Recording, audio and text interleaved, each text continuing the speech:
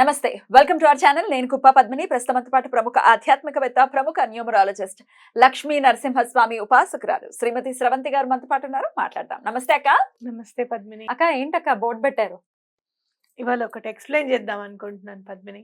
అది ఏంటి, బోర్డు దేని మీద గురించి? అయితేనే ఎవరెవరికి ఉండే ఏంజల్ నెంబర్, ఇప్పుడు నీ డేట్ ఆఫ్ బర్త్ కి సంబంధించిన ఏంజల్ నీకు ఉంటుంది అనమాట.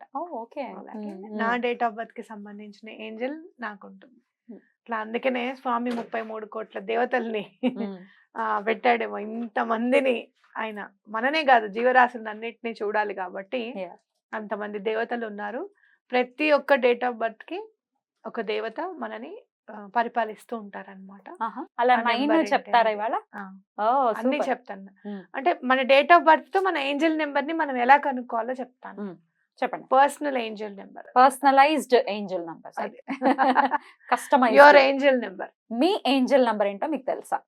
రైట్. ఏంటక్క ఎలా తెలుసుకోవాలి? అక్క యువర్ ఏంజల్ నంబర్ రైట్ ఎట్లా మనం ఫైండ్ అవుట్ చేసుకోవచ్చు?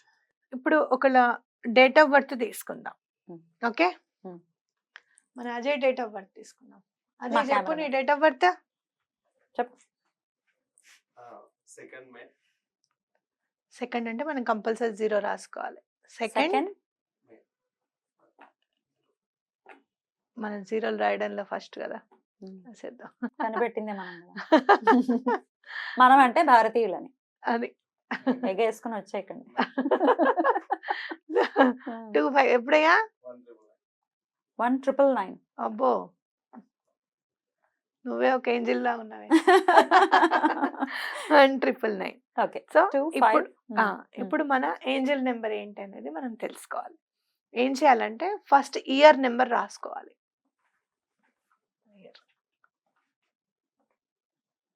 1999. తర్వాత బర్త్ డేట్ రాసుకోవాలి 02. తర్వాత మంత్ నెంబర్ రాసుకోవాలి 05. ఇది అజయ్ యొక్క పర్సనల్ ఏంజల్ నెంబర్. వావ్. నేను ఇంకా ఏదైనా యాడ్ చేస్తారేమో అనుకుంటున్నా. ఏంజల్ నెంబర్స్ ఏంటి ఇప్పుడు 520741 అదొక ఏంజల్ నెంబర్. అట్లానే మీకు 1176 యూనివర్స్ నెంబర్ అని చెప్పాను. అలానే 19751 ఆ నెంబర్ పర్టికులర్ గా రాస్తే మీకు ఆరోగ్యం చేకూరుతుంది, అనారోగ్యం ఉంటాయని చెప్పాను.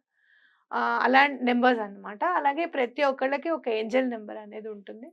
పర్టికులర్ గా ఆ వైబ్రేషన్ మనని హెల్ప్ చేస్తుంది అనమాట రీచ్ అవ్వడానికి.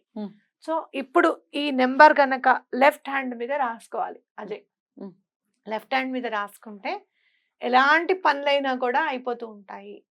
మీకు దీనికి ఆర్థికంగా ఇబ్బందులు ఉంటే రాసుకోవాలా, లేకపోతే ఉద్యోగంలో ఉన్నతి రావాలి అంటే రాసుకోవాలి, అలాగే ఎటువంటి ఆటంకాలు లేకుండా ఏ పనన్నా అవ్వాలి అంటే రాసుకోవాలి. ఇది పర్సనలైజ్డ్ ఏంజల్ నెంబర్ గా మనం గుర్తించాలి. Beautiful beautiful. అయితే ఇట్లాంటి ఏంజల్ నంబర్స్ చెప్పటం కానీ లేకపోతే ఇట్లాంటి రెమెడీస్ చెప్తుంటే పెద్ద పెద్ద ప్రముఖులు ఎవరు ఇట్లాంటి రెమెడీస్ ని ఫాలో చేయలేదు, వాళ్ళు చాలా పైకి వచ్చారు అని చెప్పి ఉచిత సలహాలు ఇచ్చే వాళ్ళకి మీ సమాధానం అక్క?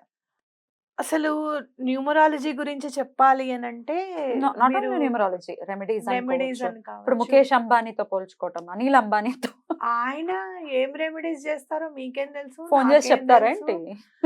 అవన్నీ మనకు తెలీదు వాళ్ళు ఏం చేస్తారు అసలు ఏ దైవారాధన చేస్తారో మనకు తెలియదు కదా. మనకు తెలీదు. ఇంకోటి నేను చెప్పేది ఏంటి అనంటే ఏ రెమెడీ అన్నా మీరు చెయ్యండి చేయకపోండి, భగవంతుడి దగ్గర మంచితనం అనేది పెంపొందించుకోవాలి. అప్పుడు నెక్స్ట్ జన్మలకైనా, మోక్షం మాట పక్కకు పెట్టు, నెక్స్ట్ జన్మలకైనా మంచి జీవితం అనేది వస్తుంది మనకి అని చెప్పేది అదొక తార్కాణం అన్నమాట. మీకు ఏదైనా నచ్చకపోతే నచ్చలేదు అనేది పక్కకు జరిగిపోవాలి. అంతేగాని దాన్ని పట్టుకొని వేలాడుతూ అది చెప్పడం కరెక్ట్ కాదు. ఇప్పుడు అందరూ ఒకలాగా ఉండరు కదా. ఇప్పుడు మహాత్మా గాంధీ ఉన్నారు, ఆయన తర్వాత పిల్లలు ఎవరు ఉన్నారమ్మా, అంత లీడ్ చేసిన వాళ్ళు ఎవరు ఉన్నారు? ఎంత ఎలాంటి లీడర్ ఆయన అసలు?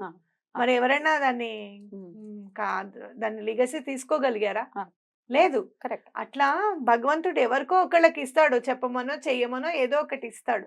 నాలాంటి వాళ్ళకి ఇలా నెంబర్స్ మీరు చెప్పండి, ఏంజల్ నెంబర్స్ చెప్పండి అనే స్ఫురణ నాకు కల్పించాడు. డెఫినెట్లీ ఈ సబ్జెక్ట్ ని మీరు నేర్చుకున్నారు, రెమెడీస్ చెప్పేవో ఓపెన్ గానే చెప్తున్నారు, ఛానల్లో ఓపెన్ గా చెప్తున్నాం. అవును. అయితే మీ దగ్గర కన్సల్టేషన్ ఇప్పుడు మీ నంబర్ డిస్ప్లే అవుతుంది, దానికి కన్సల్టేషన్ దేనికి తీసుకుంటారు? నేమ్ కరెక్షన్ కి, signature correction signature according to numerology. ఆ సబ్జెక్ట్ ని నేర్చుకున్నారు కాబట్టి దానికి ఎంతో కొంత గౌరవంగా ఖచ్చితంగా పే చేయాలి కాబట్టి దానికి సంబంధించి తీసుకుంటున్నారు తప్ప రెమెడీస్ చెప్పడానికి మళ్ళీ ఏమైనా తీసుకుంటారక్క? రెమెడీస్ ఏం అలా తీసుకునేటట్టయితే వీడియోలో యూట్యూబ్ లో ఎందుకు చెప్తారు? ఓకే, సగం చెప్పేసి మిగతా సగం తెలుసుకోవాలి అంటే ఫోన్ చేయండి అని అంటాం కదా. అలా కాకుండా రెమెడీస్ ని ఓపెన్ గా చెప్తున్నారు ఎవరైతే ఇప్పుడు ఈ పర్సనల్ రీచ్ రెమెడీ కాలేదు. కదా, ఇది నేను ఎవరికి కూడా ఇప్పటి వరకు చెప్పలేదు. ఇప్పటి వరకు ఎప్పుడు చెప్పలేదు. నాకు పెయిడ్ క్లయింట్స్ కూడా నేను ఏం చెప్పలేదు. వాళ్ళకి మామూలుగా వాళ్ళకు ఉండే బాధలకి నేను చెప్పేసా. ఇది ఇప్పుడు మీరు ఇది మీ ఏంజిల్ నెంబర్ ని మీరే తెలుసుకోండి అని ఎందుకు చెప్తాను చెప్పు, అవునా కదా?